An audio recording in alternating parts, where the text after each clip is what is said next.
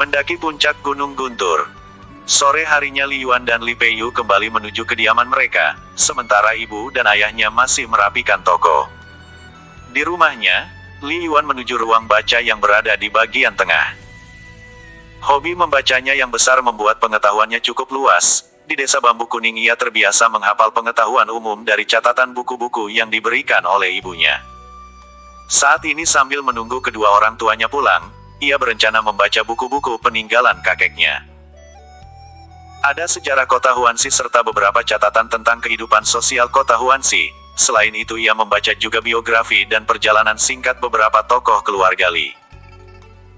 Li Yuan merasa bangga dengan beberapa prestasi yang ditorehkan oleh keluarga Li yang dimulai dari leluhur keluarga Li sebagai jenderal besar di Istana Langit.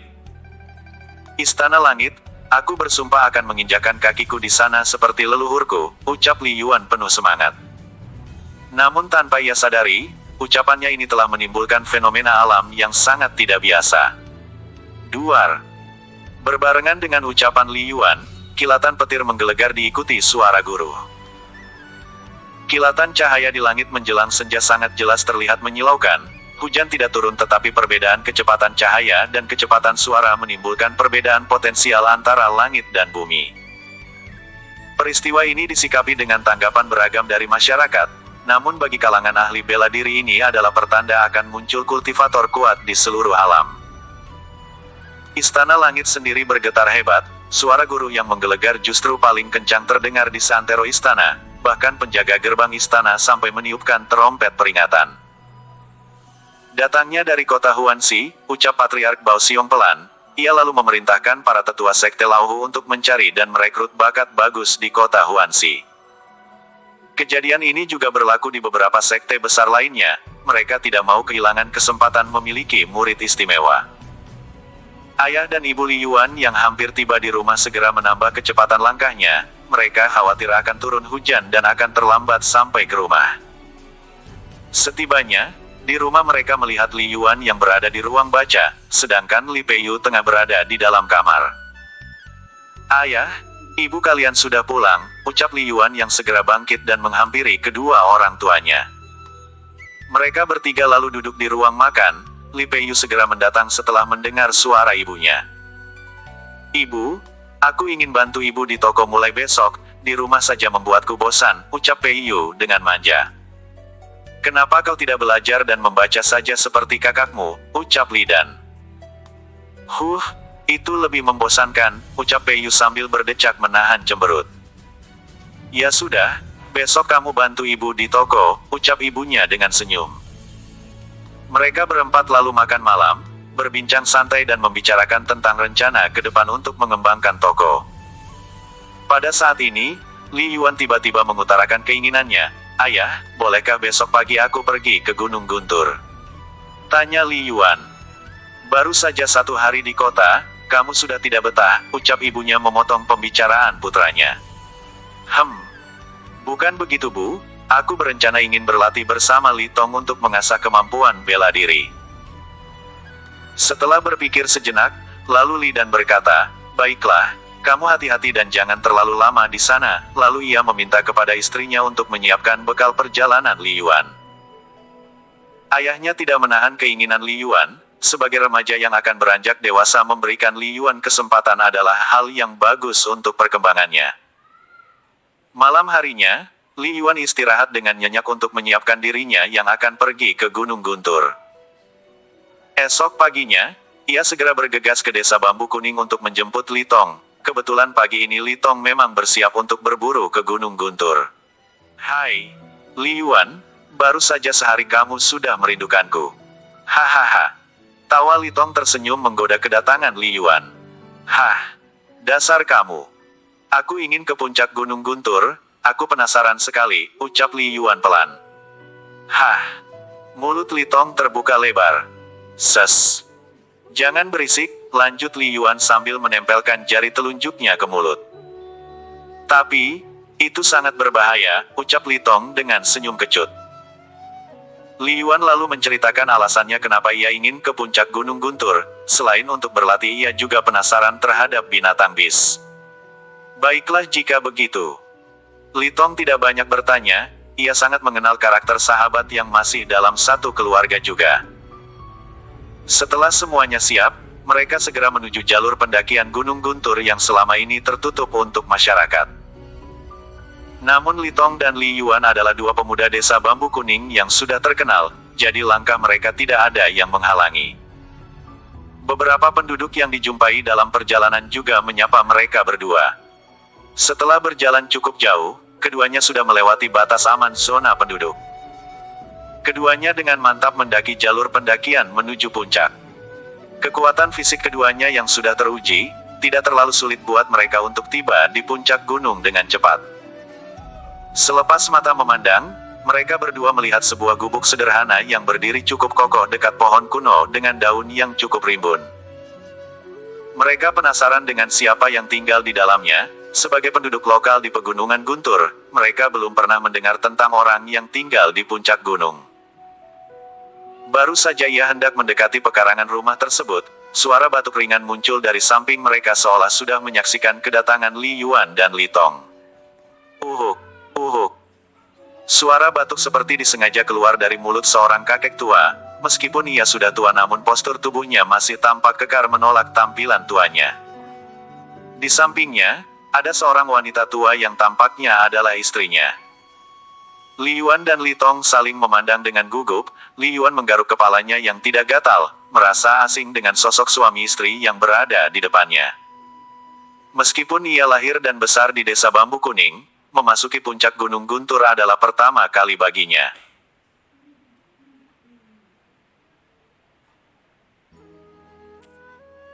Li Yuan dan Li Tong saling menatap, lalu Li Tong berkata, "Mohon maaf Nyonya dan Tuan, kami penduduk lokal desa Bambu Kuning. Namaku Li Tong dan ini adalah Li Yuan, kami berasal dari keluarga cabang klan Li. Adapun kami bisa berada di sini karena kami telah tersesat," ungkap Li Tong dengan sopan, sementara Li Yuan mengangguk pelan. Lelaki tua dengan penampilan yang masih gagah tersebut memandang Li Yuan penuh minat. Ia tentu tahu dengan klan Li yang tinggal di desa Bambu Kuning. Mereka bagian dari masyarakat pemburu dan bercocok tanam.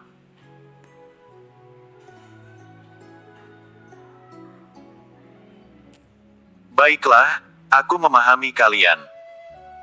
Namun setelah kalian turun dari puncak gunung tolong jangan bicarakan tentang keberadaan kami. Di sini kami hanya beristirahat menikmati kedamaian hidup, ucap lelaki tua tersebut sambil memandang lembut wajah istrinya. Aku adalah Baozi dan ini adalah istriku Wu Niao, lanjut kakek tua tersebut dengan santai. 1. Li Yuan dan Li Tong dapat merasakan sekilas, bahwa sepasang suami istri di depannya adalah bukan orang biasa. Sesaat kemudian, suara langkah berat terdengar. Geger. Tampak seekor harimau putih setinggi 2,5 meter dengan panjang sekitar 3 meter datang menghampiri Baozi. Kehadirannya membuat Li Yuan dan Li Tong gemetar menahan takut.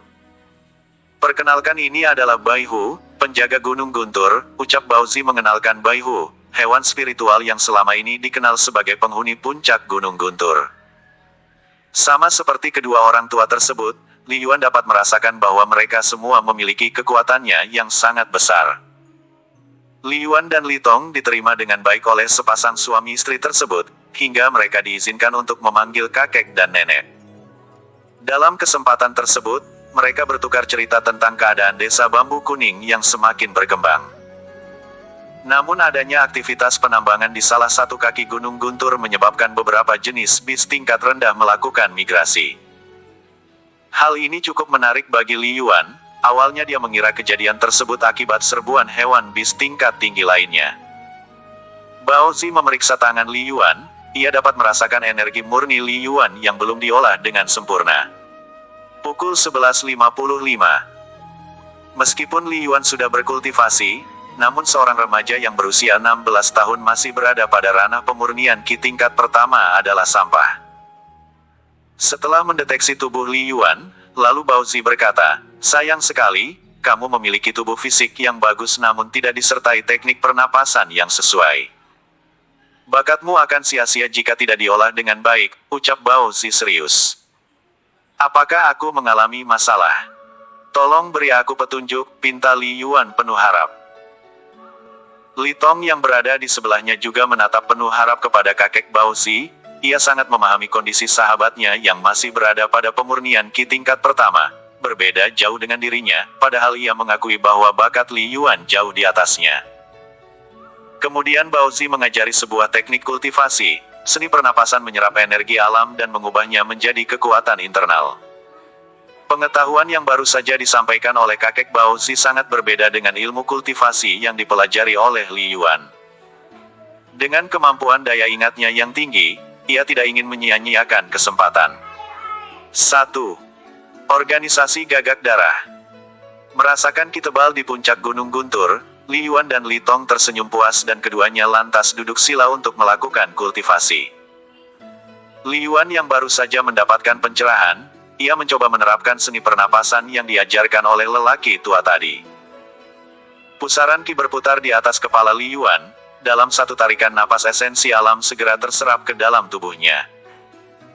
Energi Qi yang mengalir deras dalam tubuh Li Yuan, ibarat air bah yang bergerak meluap menyapu alam sekitar.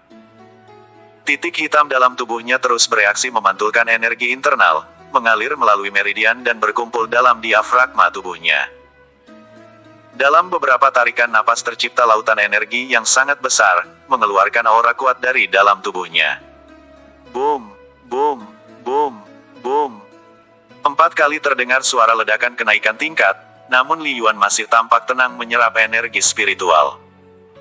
Sementara Li Tong sudah membuka matanya, ia terkejut dengan perkembangan Li Yuan yang tidak seperti biasanya. Daya serap yang sangat menakjubkan. Sepertinya kawanmu berkultivasi dengan penuh semangat, ujar lelaki tua kepada Li Tong. Pukul 11.58. Li Tong masih terpaku, ia masih diam tak menjawab. Dari aura yang keluar di tubuh Li Yuan tampaknya ia masih mencoba untuk melakukan terobosan kembali. Pencerahan yang baru saja ia dapatkan sangat membantunya untuk meningkatkan kekuatannya yang selama ini tertahan. Kurasa ini berhubungan erat dengan teknik kultivasi yang baru saja kakek sampaikan, ucap Li Tong yang sudah mulai dapat memahami kondisi tubuh sahabatnya.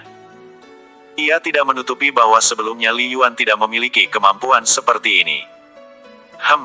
Menarik. Sepertinya anak ini masih polos belum mengenal seni bela diri.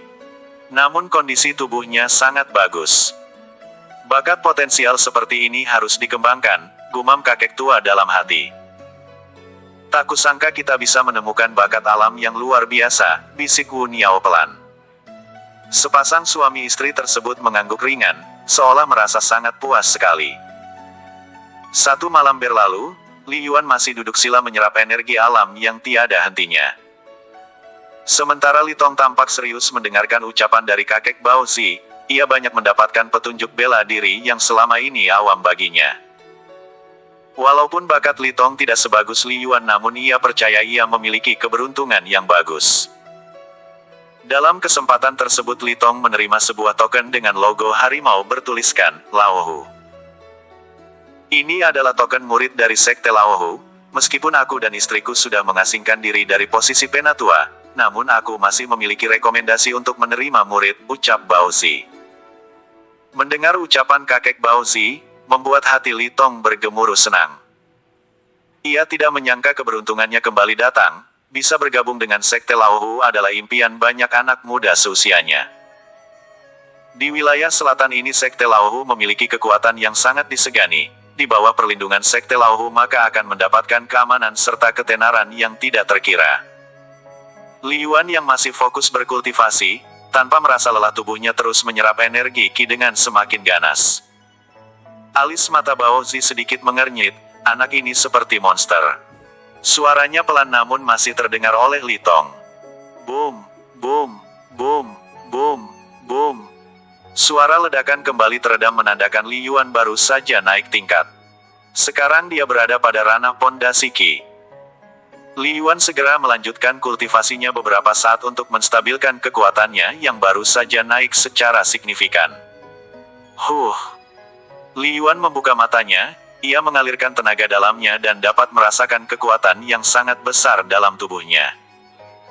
Ia bangkit dan berdiri, setelah melihat seorang lelaki tua yang tengah duduk dekat sahabatnya. Li Yuan segera menghampiri dan membungkuk hormat kepada Bao Si penuh hormat. "Terima kasih atas petunjuk yang telah kakek berikan," ucap Li Yuan dengan hormat. "Semua karena bakat dan tubuhmu yang memang luar biasa. Teknik yang kuberikan hanyalah teknik biasa di sekte," balas Bao Si sambil memberikan token berwarna emas kepada Li Yuan. "Ini adalah token murid sekte Laohu. Aku akan sangat senang jika kamu dan kawanmu bisa bergabung," ujar Bao Si sambil tersenyum. "Terima kasih kakek Bao Si," ucap Li Yuan. Sama halnya dengan Li Tong, ia juga sangat gembira mendapatkan kesempatan bisa bergabung dengan sekte Laohu. Dua sahabat itu kini bisa tetap bersama mendalami ilmu bela diri. Ini hari kedua mereka berada di puncak Gunung Guntur. Siang ini Li Yuan hendak pamit untuk pulang ke rumahnya. Ia takut kedua orang tuanya mengkhawatirkannya. Pukul 12:03. "Kalian adalah anak yang berbakti, nanti biar kalian diantar oleh Bai Hu," ucap Bao Si sambil mengelus kepala Bai Hu. "Terima kasih kakek," jawab Li Yuan dan Li Tong kompak. Sebelum berpisah, Li Yuan dan Li Tong menerima pedang untuk bekal memasuki sekte Laohu. Hari menjelang siang, saatnya tiba mereka pulang dengan mengendarai Bai Hu, hewan spiritual penguasa Gunung Guntur. Dalam perjalanan di punggung Bai Hu, mereka menyaksikan pemandangan Gunung Guntur yang indah dengan udara yang masih asri. Tentu saja mereka akan merahasiakan hal ini dari siapapun. Li Yuan dan Li Tong sudah berjanji sebelumnya. Setelah Li Yuan dan Li Tong berpisah di gerbang masuk desa Bambu Kuning, keduanya menuju tempat tinggal masing-masing. Li Yuan melanjutkan dengan menyewa kereta kuda menuju kota Huanxi. Suasana jalan menuju kota Huanxi cukup ramai. Sebelumnya Li Yuan hanya melihat-lihat saat pertama kali ke kota Huanxi. Kini ia berencana mampir sejenak ke sebuah rumah makan. Setelah melihat sebuah kedai yang cukup ramai dengan pemandangan cukup bagus, Li Yuan segera memutuskan untuk menepi sejenak. Bekal dari ibunya masih tersedia banyak, jadi ia tidak perlu khawatir untuk membayarnya. Kehadiran Li Yuan telah diperhatikan dan diikuti oleh beberapa orang. Sejak ia berpisah dengan Li Tong di desa Bambu Kuning, sekelompok pendekar mulai mengidentifikasi dirinya sebagai putra Li Dan. Salah satu target yang harus dilenyapkan oleh organisasi pembunuh, organisasi yang terbiasa menerima tugas untuk menjalankan misinya secara profesional sesuai dengan permintaan orang yang membayar. Li Yuan memasuki kedai sederhana dan ramai tersebut. Ia duduk dan mulai memesan makanan. Baru saja pesanannya tiba, sekelompok pendekar menghampiri Li Yuan. "Apakah kamu Li Yuan?" tanya salah seorang di antara mereka. "Ya, betul," jawab Li Yuan dengan tegas tanpa menyembunyikan identitasnya. "Sebaiknya kamu ikut dengan kami, kematianmu sudah digariskan," ucap pendekar tersebut dengan arogan. "Siapa kalian?" tanya Li Yuan dengan waspada. "Aku tidak kenal dan tidak pernah menyinggung siapapun sebelumnya," ucap Li Yuan, menyadari niat tidak baik dari lawan bicaranya. Dalam situasi seperti ini ia tetap tenang dan berusaha membalikkan situasi. Li Yuan bangkit dari tempat duduknya. 7 orang pendekar dari organisasi Gagak Darah siaga dengan senjata masing-masing ke arah Li Yuan. Dengan tatapan tajam, Li Yuan mengabaikan senjata yang mengarah kepadanya. "Sebaiknya kalian menyerahkan diri dan mengubah hidup kalian menjadi orang baik. Mungkin dengan begitu aku bisa memaafkan kalian," ucap Li Yuan seraya memberikan kesempatan kepada mereka untuk bertobat. "Hahaha, dasar berandal kecil. Kamu kira kamu dewa kematian? Hahaha." Tawa seorang di antaranya keras menggema di kedai sederhana tersebut. Meskipun Li Yuan belum menjadi pendekar yang kuat, namun ia tidak akan membiarkan kejahatan bertindak semaunya di depan matanya. Li Yuan sudah menunjukkan belas kasih, tetapi mereka mengabaikan keselamatan nyawa mereka. 1. Saat ini, Li Yuan berada pada posisi mendebarkan, jantungnya berdetak lebih cepat dari biasanya. Bukannya ia takut, melainkan ini adalah pengalaman pertamanya sebagai seseorang yang baru menginjak dunia kultivator. Sikap arogan yang ditunjukkan oleh para penjahat di depannya, sudah membuktikan bahwa kebenaran harus ditegakkan mesti itu harus mengorbankan darah. Li Yuan mencabut pedang, ia menarik napas dalam-dalam. Ketujuh orang pendekar Gagak Darah menyerang Li Yuan secara bersamaan, mereka hendak menghabisi Li Yuan dengan cepat. Namun Li Yuan masih tenang. ia dapat melihat kombinasi serangan dari mereka terdapat celah yang cukup besar. Li Yuan segera bergerak dengan lincah, memutar pinggang dan menggeser kakinya ke kiri dan ke kanan. Beberapa kali ia menghindar, sambil mencoba mengumpulkan keberanian dalam dirinya. Beberapa kali serangan yang gagal membuat para pendekar dari organisasi Gagak Darah menjadi geram. Mereka tidak mengira seorang remaja bisa mengimbangi serangan pendekar tingkat intiki. Sementara di sisi lain, para pengunjung rumah makan yang menyaksikan pertarungan tersebut, merasa semakin tertarik dengan seorang remaja yang masih berusia 16 tahun tersebut. "Hai, berandal kecil, sebaiknya kamu menyerah. Kami akan membunuhmu dengan cepat, setelah itu kami akan membunuh keluargamu," ucap pria yang sama. Ia adalah pemimpin kelompok penjahat tersebut. Dek. Jantung Li Yuan berdetak kian keras, darahnya bergejolak di dalam tubuh saat mendengar perkataan pria tersebut. Mata Li Yuan menyipit, amarah sudah merasuki jiwanya. Ia takkan pernah membiarkan siapapun menyakiti keluarganya. Ini sudah menyentuh batas kewajaran.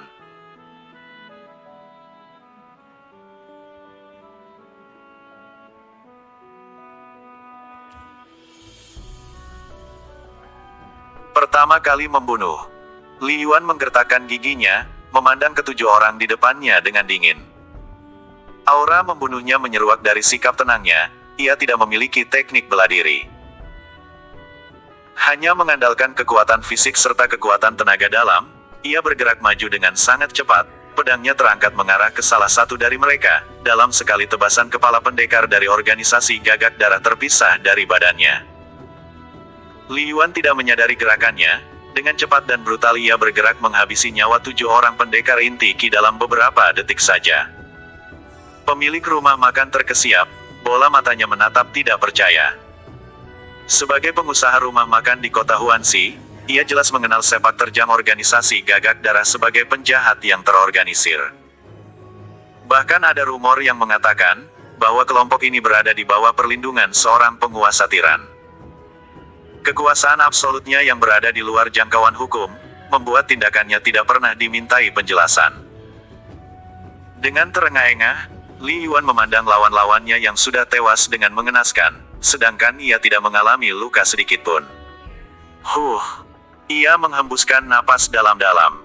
"Ayah, ibu, maafkan aku." Batin Li Yuan dalam hati, sisi kemanusiaannya sudah bisa berpikir jernih saat ini. Li Yuan melangkah ke depan mayat-mayat tersebut, lalu menggeledah saku penyimpanannya untuk mencari petunjuk. Ia tidak menemukan apapun, hanya sebuah tato burung gagak pada setiap lengan kiri mereka. Saat ini ia tidak mengerti tentang identitas mereka, hanya dapat memperkirakan bahwa mereka berasal dari kelompok yang sama serta memiliki satu tujuan untuk membunuh keluarganya. Li Yuan sangat khawatir jika ini menimpa keluarganya. Ia pasti akan sangat bersedih dan menyesal.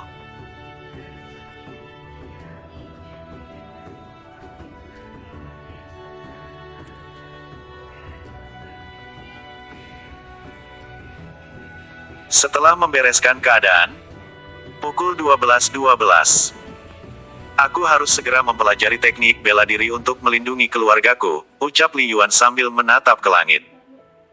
Dalam hatinya ia merasa bersyukur. Pengalaman di Gunung Guntur memberikan beberapa manfaat yang sangat besar.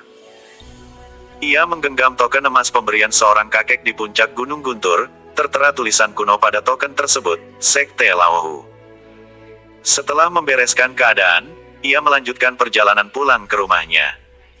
Namun baru beberapa langkah, suara teriakan seorang lelaki terdengar memanggilnya. "Berhenti." Li Yuan berhenti dan menolehkan kepala ke belakang. Matanya melirik tajam ke beberapa orang pria dewasa yang diperkirakan masih dalam kelompok yang sama. 5 orang pendekar berpedang menatap sinis ke arah Li Yuan. "Kau telah membunuh teman-teman kami, jangan harap kau bisa meninggalkan tempat ini," ucap seorang pendekar dengan senjata tombak. "Jika kalian memiliki kemampuan, majulah," balas Li Yuan dengan arogan. Ia tidak menahan diri terhadap penjahat yang akan membahayakan nyawanya.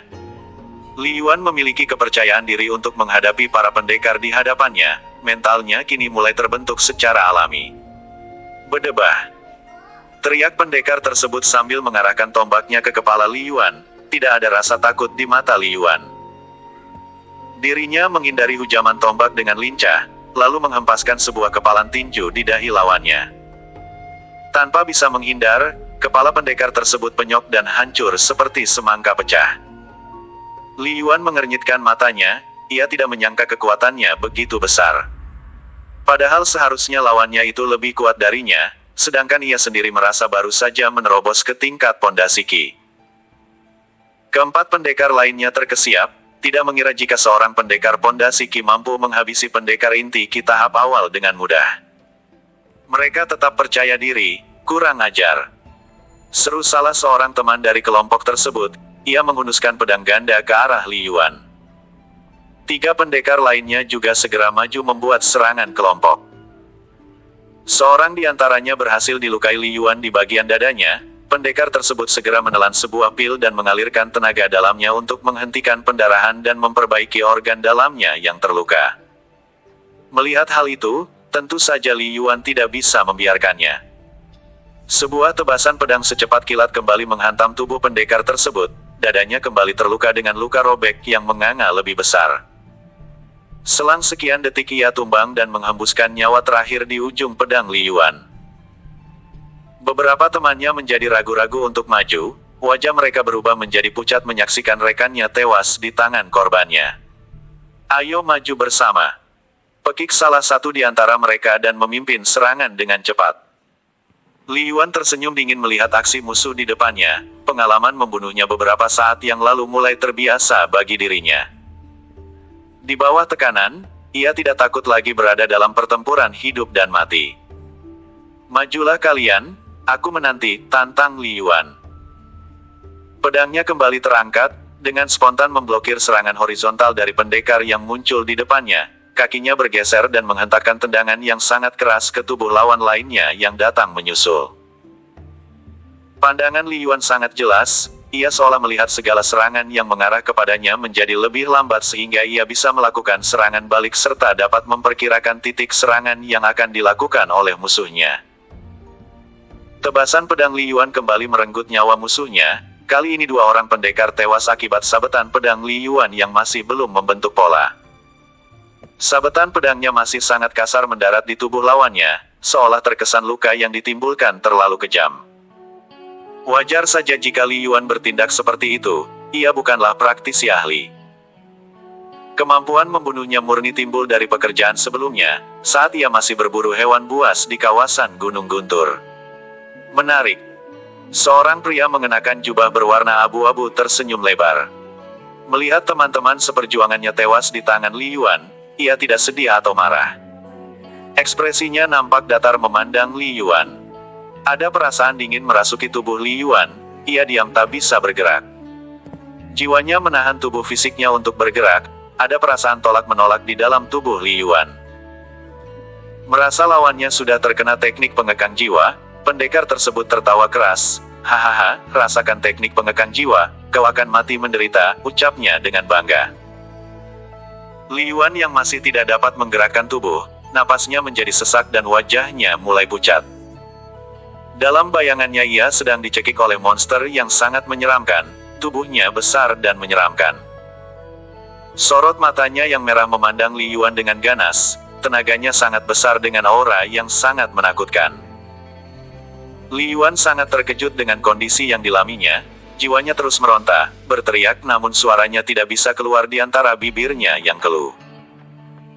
Ingatannya terus melayang, bayangan masa lalunya saat ia bermain dan berburu di Gunung Guntur terlihat samar, seperti jiwanya tertarik dalam lubang yang sangat gelap. Li Yuan, bangun.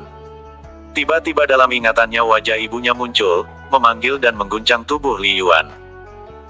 Di bawah alam sadarnya, ia melihat air mata ibunya menetes memandang dirinya. Li Yuan seolah tersadar kembali, ia ingat telah berjanji akan menjaga ibunya, melindungi keluarganya dengan kekuatannya. Bangkit! Ayo bangun! Sugesti dalam dirinya terus memecut semangat di dalam indera spiritualnya. Kemampuan indera ketujuhnya bangkit saat ia berada di dalam kematian. Li Yuan berhasil sadar, napasnya kembali teratur dan wajahnya terlihat mulai normal kembali. Apa? Bagaimana mungkin seorang anak lemah bisa selamat dari teknik pengekang jiwa? Pria tersebut mundur 3 langkah, dahinya berkeringat cukup deras setelah mengeluarkan energi mental yang sangat besar. Berkali-kali ia meningkatkan kekuatannya, namun ia gagal menarik jiwa Li Yuan yang ia anggap lemah. Li Yuan yang sudah pulih, merasa jiwanya lebih kuat. Ia seperti bangun dari kematian, ia dapat merasakan persepsi dalam jarak beberapa meter dari tubuhnya. Li Yuan sedikit merasa aneh, namun ia tersenyum senang. Ia dapat merasakan udara bergerak lebih lambat, ia juga dapat merasakan gerakan orang-orang serta deru napas yang keluar dari hidung orang yang berada beberapa meter darinya. Apa ini? Tanyanya dalam hati. Di sisi berlawanan, seorang pria parubaya yang tubuhnya sudah terperosok lemah. Tubuhnya bergetar hebat, serangan balik dari energi mental yang dilepaskan Li Yuan hampir saja membuatnya gila. Jika pemuda itu memiliki kultivasi yang lebih kuat maka sudah pasti aku akan tewas dengan sangat mengerikan, keluhnya dalam hati.